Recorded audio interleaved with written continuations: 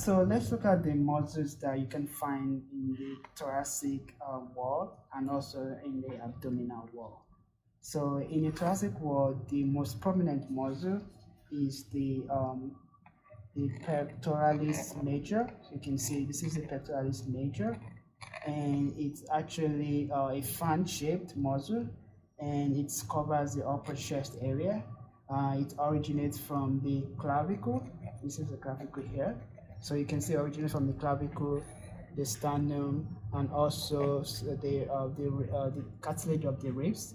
And its insertion goes into towards the humerus. So we can see that here. So it goes towards the humerus, and its function is for the movement of the hands, the flexion and of the hand, the humerus, and also helps with the upward movement of the chest area during respiration. And below the pectoralis major, we have another muscle there. We call it the pectoralis minor, and it originates from the anterior surface of the third to the fifth ribs, very near to the costal cartilages.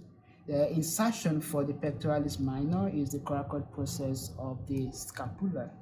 Then its function is to draw the scapula and also the rib cage. So it's very similar to the pectoralis major.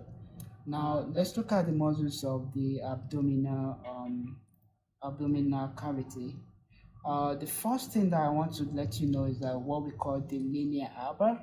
So the linea alba is like tendinous sheet, and it usually runs along the middle of the abdomen from the sternum to the pelvic symphysis, and it's usually formed from the external oblique to the transversus muscle inside. So you can say, but the linea alba is like a region where people, when you go to the doctor to do surgery, it's where they cut for expiratory laparotomy. Then apart from that, another muscle that I would like to show you is what we call the external oblique abdominis muscle. It's the muscle that you have around here, and it's found that it originates from the anterior surface of the last 8 ribs. So the last 8 ribs,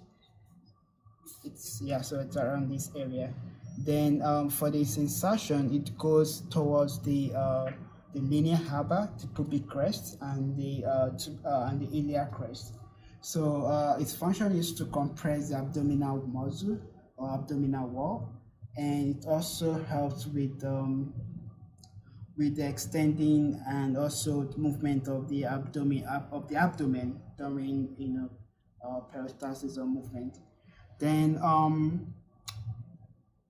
inside, so if you open up the external oblique abdominis, what you see inside is the internal oblique abdominis, and it originates from the lumbar fascia, the iliac crest, and the inguinal ligament. Then the insertion is the linea alba, the pubic crest, and the costal cartilage of the last 3 ribs. And its function is also similar to the external abdominis oblique, and it's to increase the abdominal pressure, the compression of the abdomen, and things like that. And inside that, when you open up the internal, you see the transverse muscle, but we're not talking about that now. Another muscle that is found in the abdominal wall is what we call the rectus abdominis. So what you have here, this is rectus abdominis, and it originates from the pubic crest and the pubic symphysis. Its insertion is the xiphoid process of the sternum. So you have the sternum, the xiphoid process of the sternum, and also the costal cartilages of the 5th to the 7th ribs. And its function is to flex and also to rotate the abdominal vertebral column.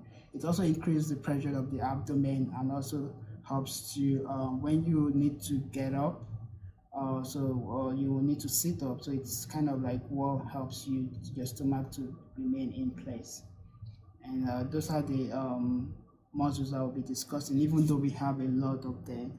And for revision, I will just show you some of the muscles that I mentioned, starting from the pectoralis major. So that's the pectoralis major here. You can see it there.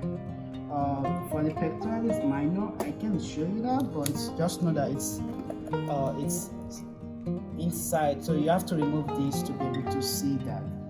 Then for the linea harba, remember it's this sheet, tendinous sheet that runs down, so that's the linea harba there.